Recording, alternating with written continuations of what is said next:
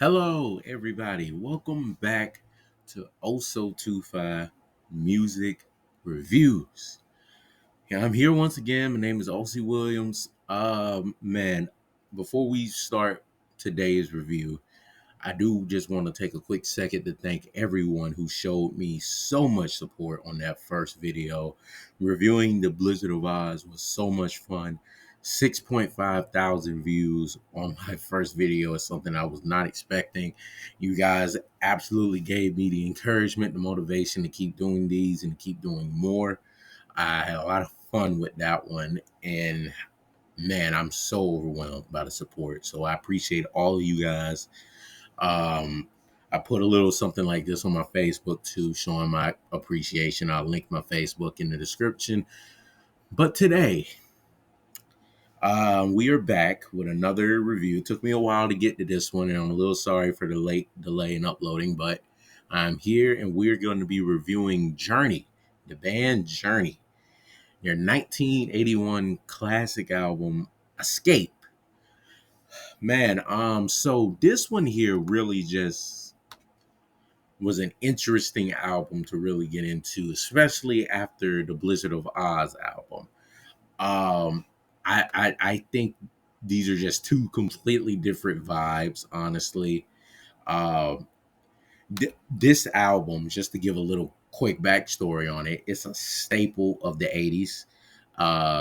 Like the songs on it, it sold over 10 million copies, and it spawned hits that still dominate today. And so the band consists of Steve Perry, who I absolutely just loved on this album. I did not know he was this good. Steve Perry is the vocalist. Neil Sean, who also really impressed me, was on the guitar. Jonathan Kane, he's another member of the band. He's on the piano, and Ross Valerie on the bass. Steve Smith on the drums. And this album really encapsulates what it means to break free, to chase your dreams, and almost having emotional resilience. So, like I did before, I'll go song by song, sharing my personal opinions, some personal opinions, excuse me, some backstories that I found on a lot of these songs. I'll be, just challenging what this album brought to the table and rating each on a 1 out of 10 scale. And at the end, an overall album score and my thoughts. So let's escape into this. We're going to start with track one here. This is one that pretty much everyone has heard once in their lifetime. If you haven't, I don't know where you've been. That is Don't Stop Believing. This is easily the most iconic song they've ever made, the most overplayed, the most everywhere. You hear this in stores, restaurants, literally anywhere you're going to hear this song. Um, I gained a new appreciation for this song because, like a lot of people, I've just heard this song out and about, never really paid attention to the lyrics. So when I was really paying attention to the lyrics for this review, at first I thought it had like this gritty edge to it, maybe even touching on like tough urban life, seeking happiness in hard circumstances. But when I dug deeper, it's really a universal anthem about dreamers from small towns. I mean, this song can relate to me. I mean, that's all I am, right? It's about dreamers from small towns or city streets, hopping that midnight train to anywhere, chasing that hope, chasing their dreams. Jonathan Kane, the pianist, wrote it based on his dad's advice during his struggling musician days in LA. I thought this was a very interesting tidbit on how the song was written because his dad told him basically, don't stop believing or you might as well come home. Just basically encouraging his son, hey, keep going. Like if you just stop believing you can do it, you might as well come back home. And I really appreciated that backstory into it. It gave it even more of that personal touch. Musically, Steve Perry, I think you're going to hear this all throughout this review. He's a master at singing. I was not too familiar with him specifically. I knew the band, but I didn't know him. My goodness, he's something special. His vocals in this song soared. They were soulful. It's unique. These high tenor cuts like nothing else, man. And Neil Sean, the guitarist that I mentioned earlier, his melodic and anthemic guitar riffs are just something to completely rave home about. And Jonathan Cain, like I said, the guy who really gave a lot of the inspiration to write this song, his intro to this, that dun and dun and dun, and it's nostalgic gold. And the rhythm section drives it perfectly.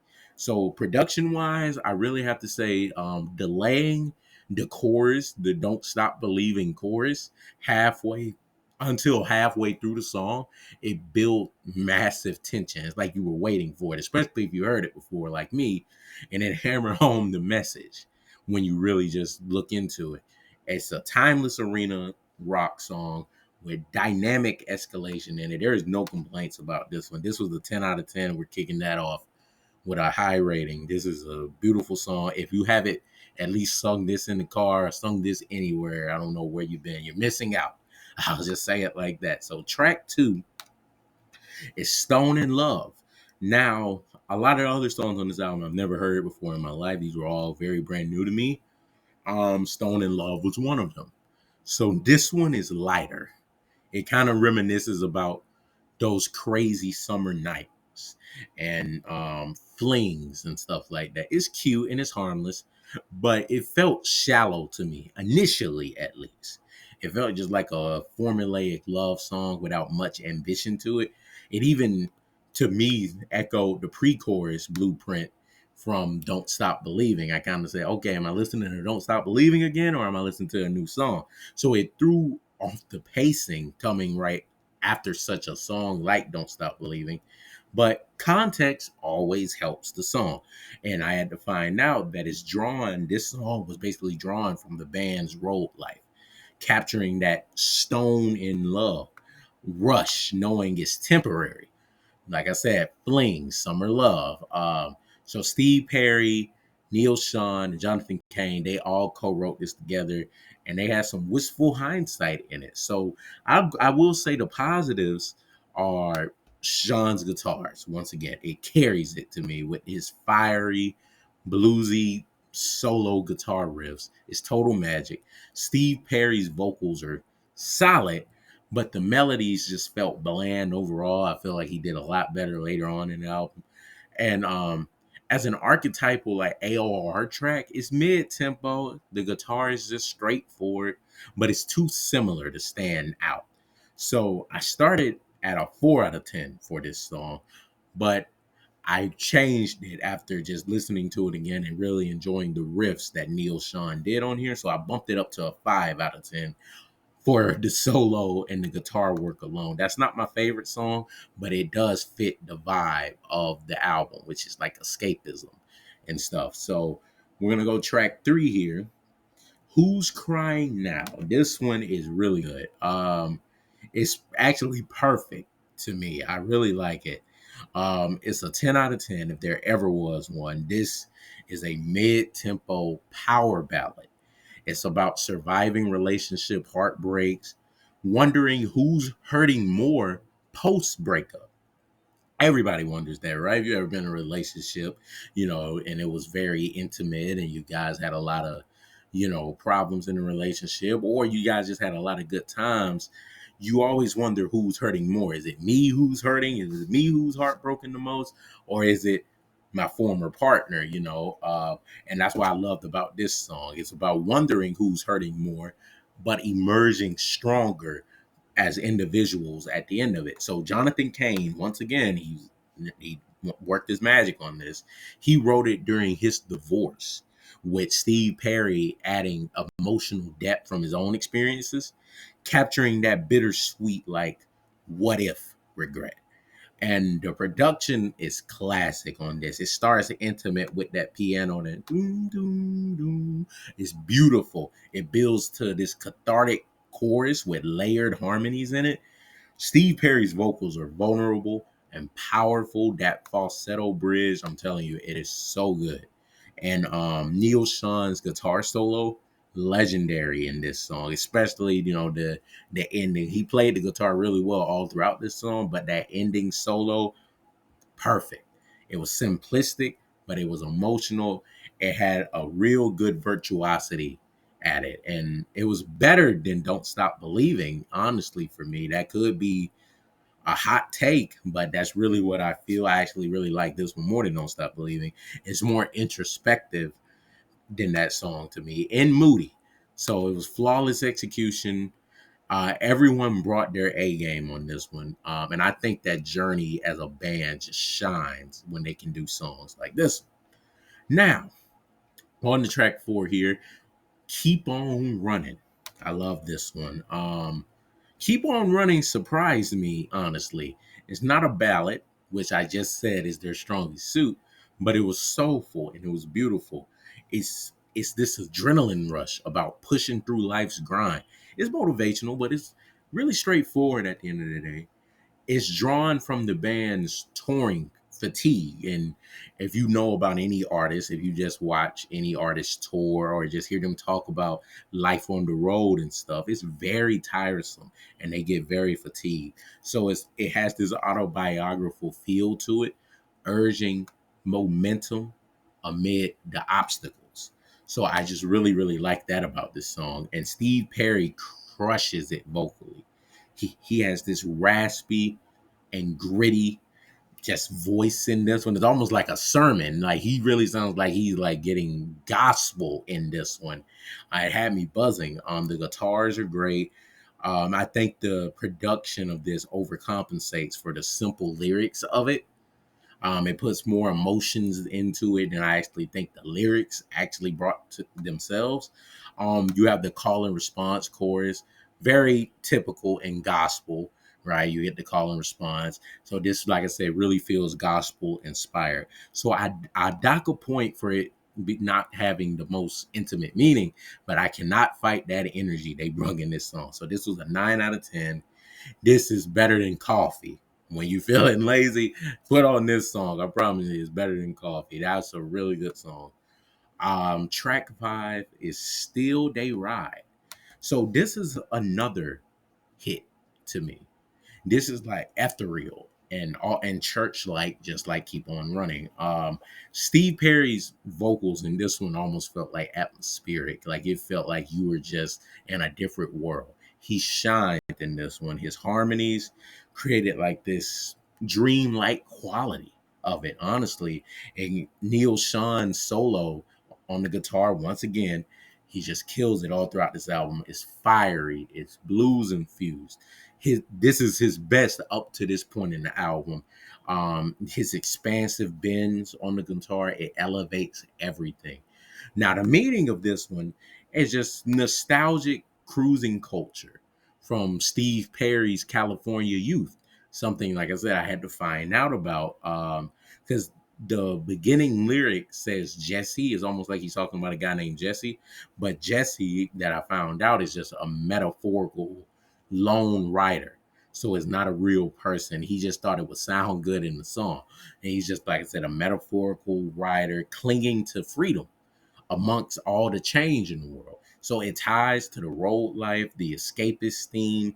It's inspirational about ruling the night through toughness.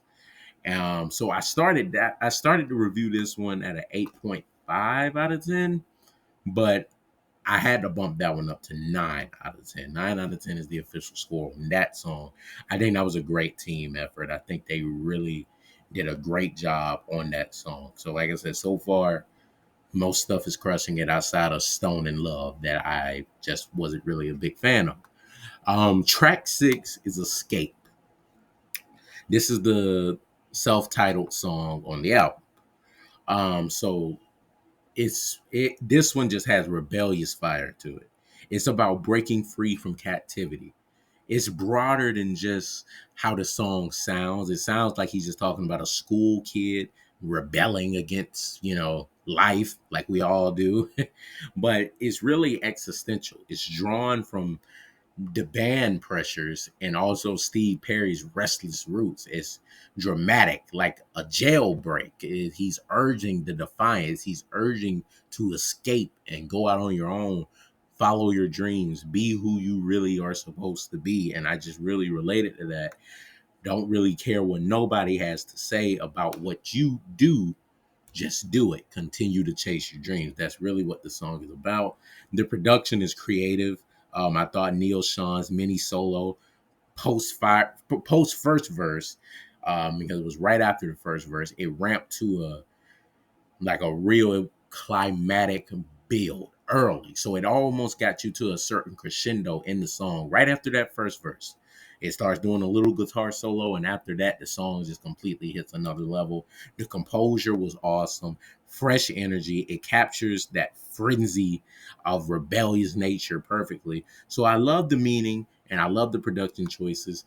I have to give this one a 9.5 out of 10. It's not quite just a flawless song, but a smash. It's really close to perfect. So I really, really like that song. Now on to track 7, Lay It Down. Okay, this one is where Steve Perry went from just being a great, amazing singer that I had heard in all these previous tracks to something I've never heard before in my life. Lay It Down blew me away. Steve Perry's vocals in this hit impossible high notes, impossible high notes consistently. It's like almost like he was just making fireworks with his voice, like it was something. You just have to listen to this one to hear it for yourself. It has a very simple structure, but he treats it like it's a showcase. Like it's almost like he's urging surrender in romance or pursuits. It has this band jam vibe. It feels like all of them were just around a campfire or something. And he's like, hey, let's just try something. And this is what they came with. And they just all are so talented. They made this work in the best way. This had Aerosmith type swagger to it, but it was very more controlled. And I also have to give a lot of credit to Neil Sean, once again, the guitarist. His guitars were perfect in this, but Steve Perry steals it. His chaos energy for the crowd, super impressive. This one was an 8 out of 10. Undeniable. Undeniable, great song. The only parts of the song that I just have to really just take away from is, like I said, it's more of a simplistic song lyrically. Nothing that's gonna really just blow you away as far as lyrics, but as far as talent, you're gonna get it. So that's how I grade. It's not just about how it sounds, it's about what the meaning is and stuff like that. So I got points off for stuff like that, just to let you guys know. And track 8 is Dead or Alive. So, Dead or Alive has a very cool premise. It has this outlaw on the run, fitting the escape theme of the album. But I do like. I will say this. I do like that the fast pace highlights the band. Jonathan Cain's piano was very dramatic. It was rhythm relentless in this one, but the lyrics were way too simplistic in this one. But I do like the fact that it was Western inspired, almost like a wanted dead or alive type thing you would see in the Westerns back in the day. It does its job as a big energy shot and I guess like a big jolt at this point in the album, since there's only 2 songs left after it, but it's not mind blowing. I have to give that one a 6.5 out of 10. Just for the cohesion and depth, it's above average. So it's solid, but I can understand why a lot of people would skip that song on the album. On the track 9, we have Mother Father. Okay, this one was really good. So Mother Father is special. It will bring you to tears, honestly. It's almost like an emotional plea for family, belief amid all the storms in your life. So we have to go back to Jonathan Cain. The piano is here. He had a lot of input on this one as well from his parent struggles. And then Steve Perry came in as well, brought in his own vibe because he suffered from loss. And it was just a vulnerable redemption cry. Really, really was. And it was really beautiful. This was a full team effort. This was like the real first full team effort on the album. So Jonathan Cain's Hymn Like Piano, great. Steve Perry's tender to soaring vocals in this one was great. Neil Sean's epic guitar solos completely trumped what he did earlier. And I actually think it hits the believe aspect harder than don't stop believing for me, because this one just kind of was more of a plea. It was more like, believe in me, I promise you I got it. And whereas don't stop believing was more uplifting, kind of more soaring, more general, this one was very personal, intimate, and pleading. I have to give this one a 9.5 out of 10. Very close to perfect here. The only reason I didn't go full on 10 with this one, I do feel like in the early intro it dragged just a slight bit to get to the point of where it was supposed to get to. But like I said, the closest thing to perfect. And we are at the final song here. Open Arms. This one was great. This one was fantastic. This was a perfect finale for this album. It had a simplistic ballad feel to it about welcoming a lover back with forgiveness.